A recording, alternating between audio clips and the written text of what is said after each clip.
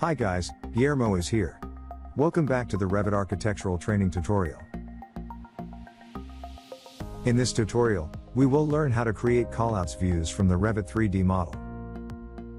Let's begin.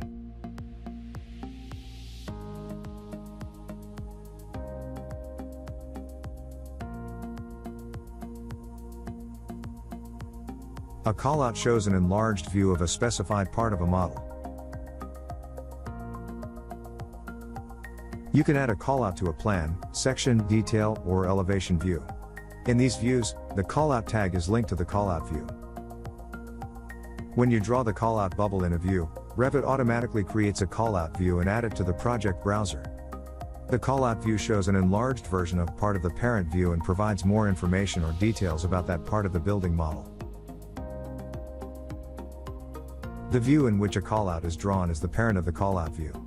If the parent view is deleted, the callout is also deleted. To create a new callout view, go to View menu tab, and choose Callout from the Create panel.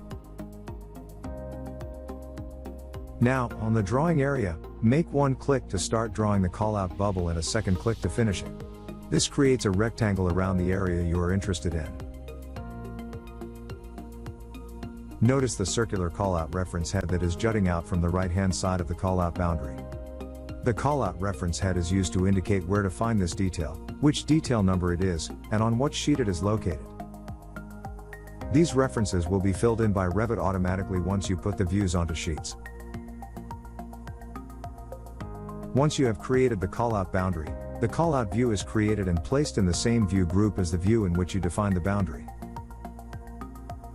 Revit automatically appends the text callout onto the name of the view in which you defined its boundary. If you double-click on the name of the view, the callout will open. Notice how the solid boundary around this view is in the same location as the callout boundary you defined in the parent view. You can now select the boundary and adjust its extents.